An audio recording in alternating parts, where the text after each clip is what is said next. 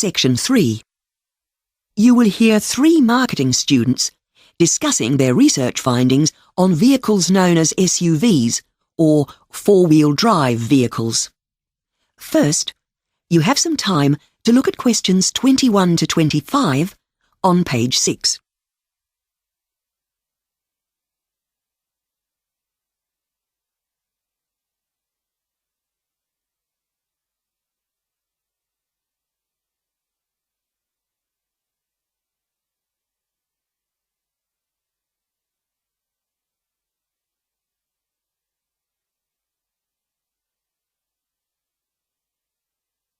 Now listen carefully and answer questions 21 to 25. So, guys, have you got all your notes on four-wheel drive vehicles? Shall we go through what we have each found and think about how we'll put it together for next week's marketing seminar? Yeah, sure. Let's start with what these cars were originally designed for. Oh, I've got something on that here. Well, four-wheel drives, or sports utility vehicles, as they are officially known, SUVs for short, were originally designed for off-road use by people who need to get to remote areas out in the bush, for instance. But the interesting thing is that they're actually sold now to a lot of people who just use them in cities, so they make quite different use of them. OK, then maybe we should make a list of their advantages, shall we? So, one thing is that they're good for commercial use, OK? How about also saying utilitarian rather than luxurious? So you're not paying out for unnecessary luxuries. OK, what else? Well, they have increased engine capacity, and they're also heavier, so suitable for towing large loads. So is this why so many people buy them then? Well, no, they seem to have become fashionable now for rather different reasons. Research carried out by automobile clubs shows that people buy them for business because of the sort of image they project. And mums like to drive their kids to school in them because they think they're safe. So that's another reason. And you can get about 7 people into one of these. So we could say seating capacity is another factor. OK, another thing that came out of my research is that people also like the higher seats. They say it means they can get a better view of the traffic ahead of them. Before you hear the rest of the discussion, you have some time to look at questions 26 to 30 on page 6.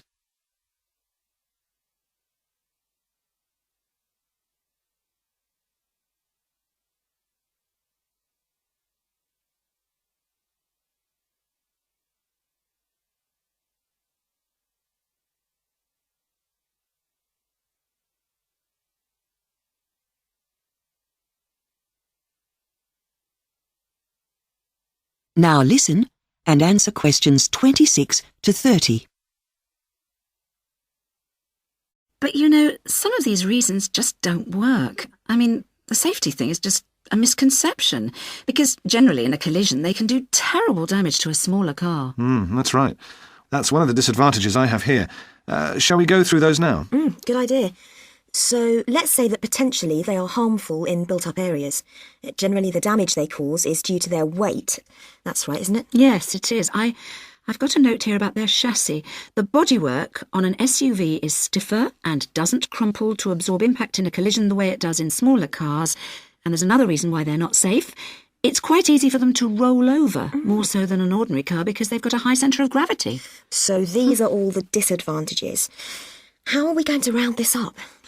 Well, I think maybe we could round up with a few ideas of how we can limit the use of these SUVs. One thing that could be done is to limit them to people like farmers, who can prove that they need them. That's good, but it might be hard to enforce. And companies could also increase the insurance for SUVs, since they cause more damage when there's an accident. That's a good idea too. I tell you what, guys, I'll write up these notes onto an OHT so that everyone can see them when we talk through our notes in the seminar. But I think we need to put together a list of our sources too. Yeah. Can you do that? Sure, no problem. That is the end of section 3. You now have half a minute to check your answers.